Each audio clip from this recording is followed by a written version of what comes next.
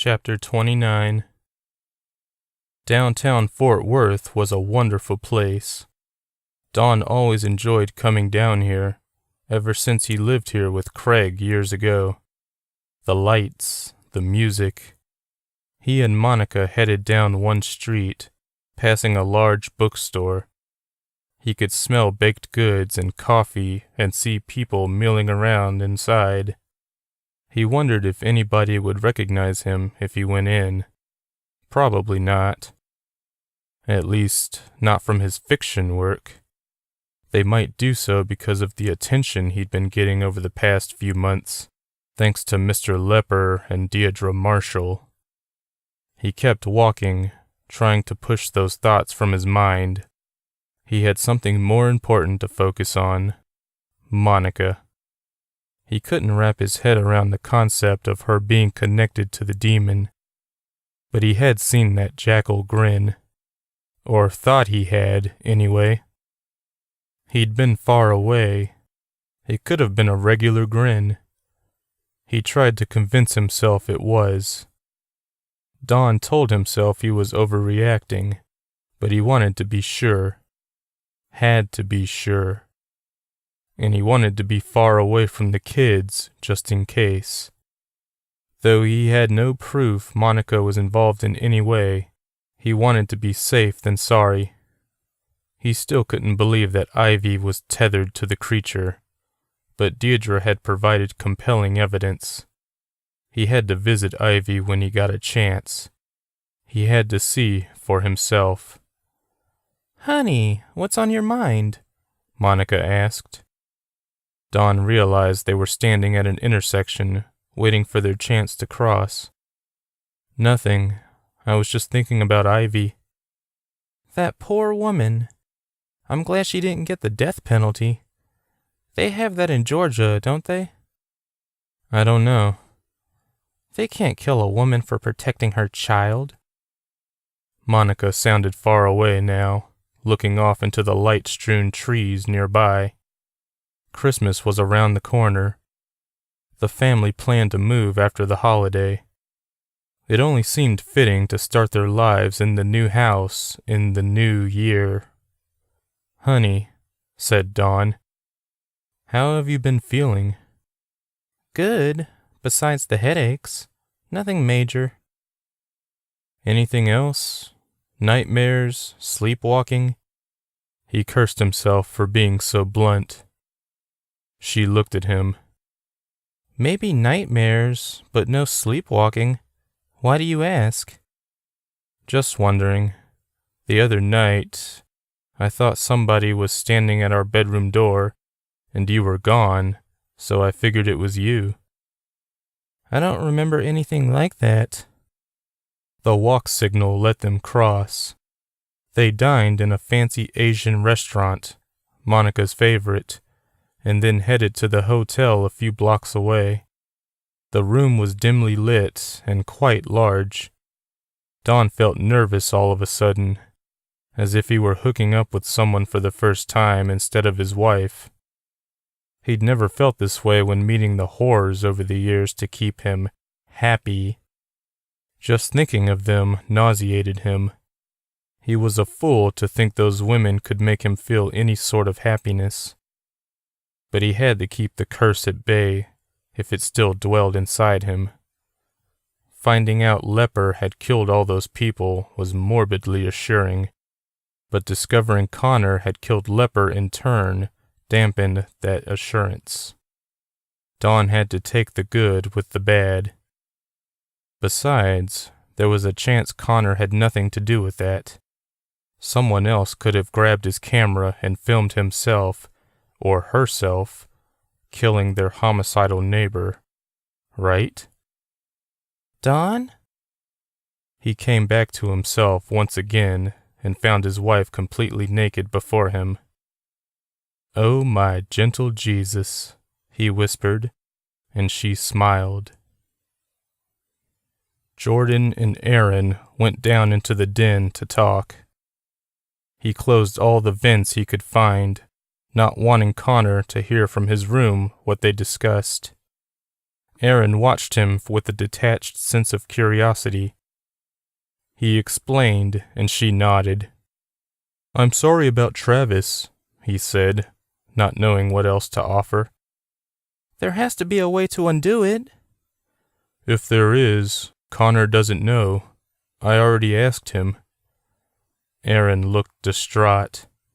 "What is he doing to everybody? What is he?" "I don't know. We thought he was better, but something changed." "What changed?" "I don't know. Whatever it was recent. He was fine until this week." It suddenly hit Jordan. "I think something happened to our grandpa. We haven't been able to get a hold of him. Maybe Connor found something out." "Are they close?" "Yes. Grandpa helped him with his troubles." "Should we, talk to him?" Aaron didn't sound excited about that idea. "We won't find anything out unless we do."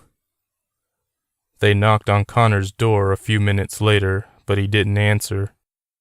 The door was locked as well.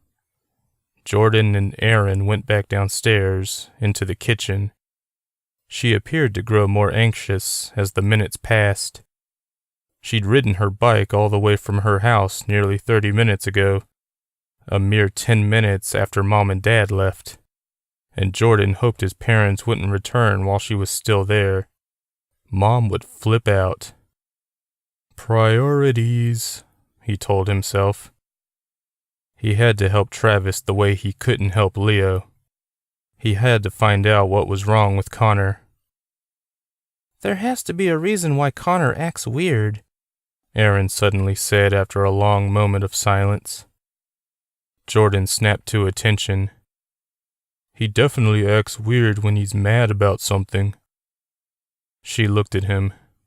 "Really? That might be the trigger. Anger, emotion." Jordan could see the wheels turning in her head. She was a smart girl, and he loved her for that. If she truly could figure out what was wrong with his cousin. "Your mom's a nurse, right?" "Yes." "Does she have any estrogen pills or anything?" Jordan narrowed his eyes. "Estrogen? You mean lady juice?" Aaron cringed, but smiled. "Don't call it that. It sounds gross when you call it that." "I don't think she does. Why?" "Because I think Connor's testosterone levels are too high. We need to get them down, or make him think we're getting them down." She started looking about the kitchen. She grabbed a carton of salt and bottled water from the pantry. "Do you guys have syringes?" "My mom does." "Grab one. I have an idea." Jordan watched as Aaron brewed up some kind of concoction at the kitchen sink. She mixed salt with water and then filled a syringe with it. She didn't bother explaining while she worked. "What is that?"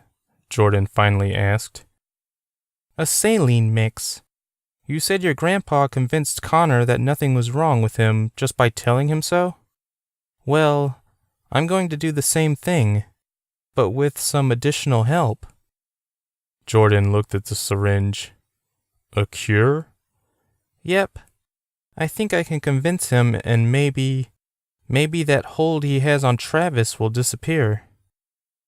"Do you really think saline can cure him?" "No. I'm not going to tell him it's saline. I'm going to call it something else." Jordan laughed. "Where did you learn this stuff?" She looked at him. "Chemistry, fool. You never pay attention in class."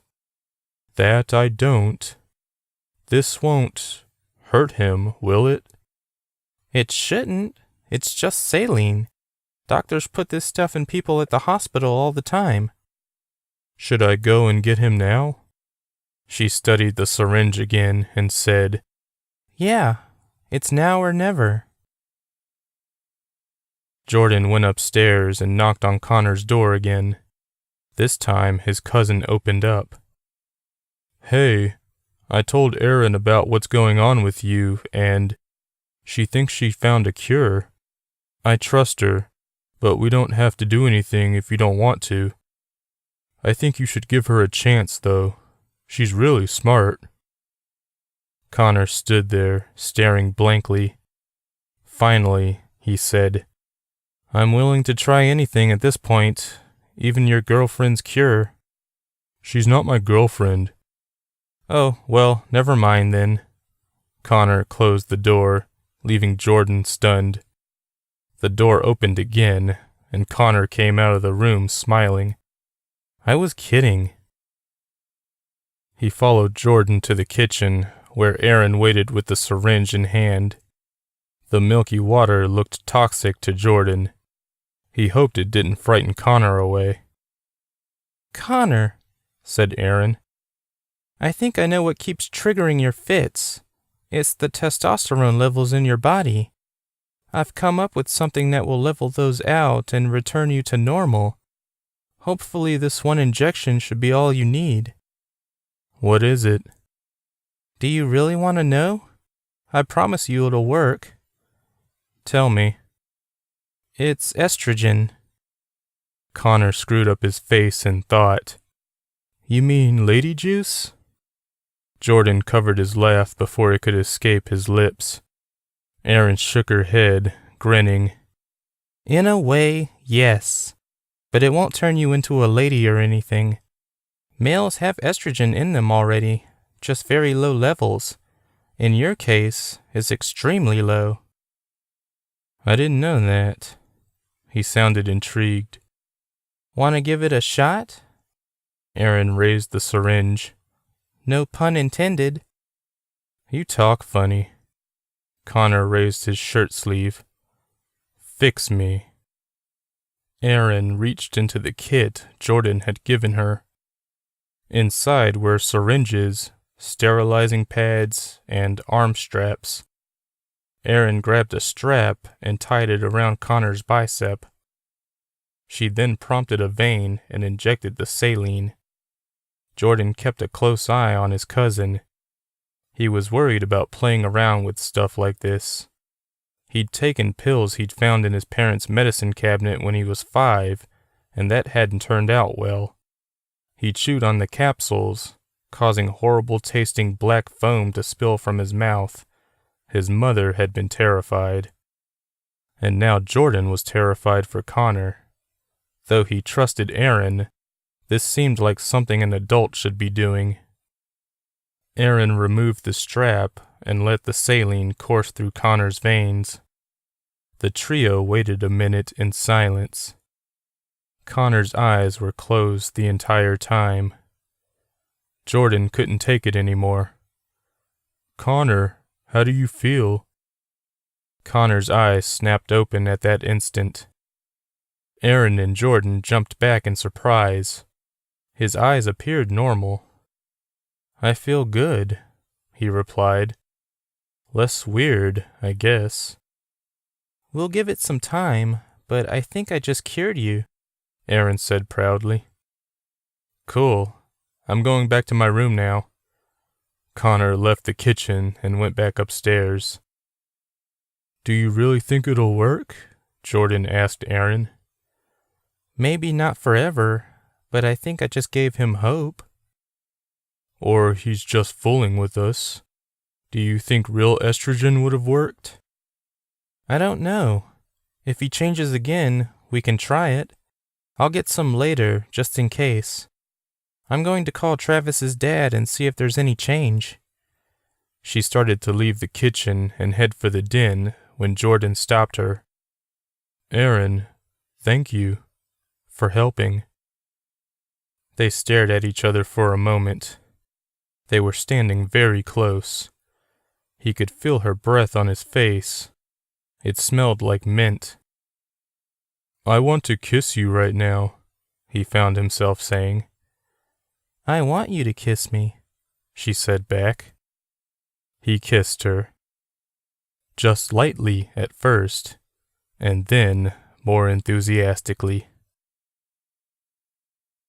Don laid his wife down on the bed and kissed her. It had been so long since he'd kissed her this way that it felt almost like the first time again. He missed being close to her, to loving her the way she deserved to be loved. At that instant, he forgot about his suspicions of her. No woman this lovely could ever be associated with a demon. "I love you," he whispered. "I know," she replied in kind.